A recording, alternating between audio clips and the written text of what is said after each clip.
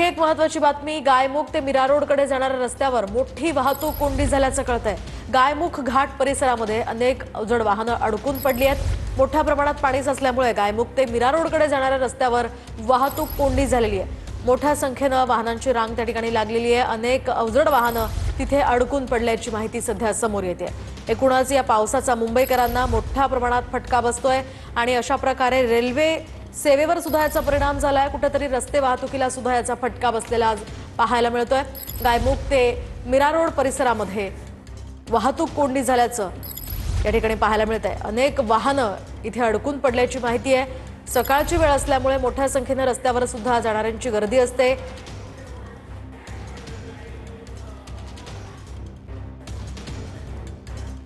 दरम्यान आता जाऊयात ठाण्यामध्ये। ठाणेहून आपले प्रतिनिधी गणेश थोरात आपल्या सोबत आहेत। गणेश, काय सांगाल?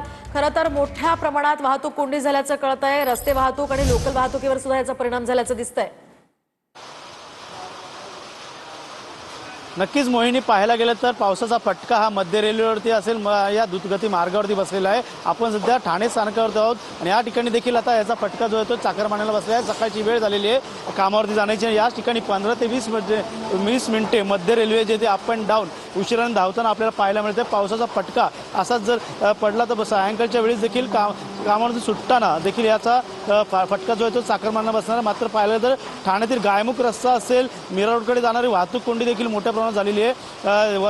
वर्षावा असेल या चेना गाव असेल, या ठिकाणी रस्त्यावरती देखील पाणी साचल्याचं चित्र आपल्याला पाहायला मिळतंय। सध्या तरी ठाणे रेल्वे स्थानकावरती ज्या पद्धतीने मोठ्या गर्दी देखील आपल्याला पाहायला मिळते, म्हणजे द्रुतगती महामार्ग असेल या रेल्वे मध्य रेल्वे असेल यावरती या चाकरमानी ज्यांना कामावरती जायची वेळ आहे त्या वेळेचं कुठेतरी आता कुठं उशिराने त्या ठिकाणी पोहोचताना पाहायला मिळत आहे। पाहायला गेलं तर ठाणे स्थानकावरती देखील मोठ्या प्रमाणात गर्दी झालेलं चित्र आपल्याला पाहायला मिळत आहे। सकाळची वेळ आहे, 15 ते 20 मिनिटं अप अँड डाऊनच्या दोन्ही मार्गावरच्या गाड्या ज्या ते उशिरा धावताना आपल्याला पाहायला मिळत आहेत। या ठिकाणी काही रेल्वे प्रवासी देखील आहे। किती वेळ झाला तुम्हाला या स्थानकामध्ये उभा राहून? गेल्या किती वेळापासून गाडी तुम्हाला मिळत नाही? 20 ते 25 मिनिटं झाली गाडी मिळत नाहीये।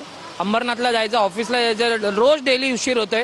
काय चालू आहे सरकारचं काही समजत नाही। रोज ट्रेनचा प्रॉब्लेम सुरू आहे। काहीतरी याच्यामध्ये मार्ग काढला पाहिजे। आम्हाला लेट मार्क लागतो, हाफ डे लागतोय, ह्याचे पैसे कोण पे करून देणार आहे का? हे मला उत्तर आहे की ट्रेन ॲटलीस्ट 2, 4, 5 मिनिटं ठीक आहे ना। डेली लेट असेल तर कसं होणार सर्वसामान्य माणसाचं? फटका बसलाय कुठेतरी कामावर जायला? मी मराठी माणसं आहे, मी हिंदी। नक्कीच या ठिकाणी जे आहे जे चाकरमानी आहेत ते कामावरती जायला निघाले आहेत। महिला वर्ग देखील मोठ्या प्रमाणात आहे। सकाळची वेळ झालेली आहे कामावरती जाण्याची आणि त्याच वेळेस याचा फटका जो आहे तो बसताना आपल्याला पाहायला मिळतात। लेट मार्क देखील या ठिकाणी लावताना आपल्याला पाहायला मिळणार आहे। मात्र पावसाचा जोर जो आहे तो मोठ्या प्रमाणात वाढताना मुंबईमध्ये दिसत आहे। मुंबईच्या नंतर आता मुंबईवरून CST कडे ज्या लोकल ठाणे या टिटवाळ्याच्या दिशेने धावत आहेत त्यांना कुठेतरी आता या ठिकाणी कशाप्रकारे वेळापत्रक जे आहे ते कशाप्रकारे दुरुस्त होईल हे देखील पाहणं गरजेचं राहणे। मात्र सध्या तरी पाहू शकतात महिलांची वाढलेली गर्दी असेल, या इथं प्लॅटफॉर्मवरती वाढलेली गर्दी असेल, या ठिकाणी आपल्याला पाहायला मिळते। पावसाचा जोर जो आहे तो मुंबईनंतर आता ठाण्यामध्ये देखील वाढायला पाहायला मिळतोय। मुसळधार नक्कीच धन्यवाद गणेश दिलेल्या या सविस्तर अपडेटसाठी।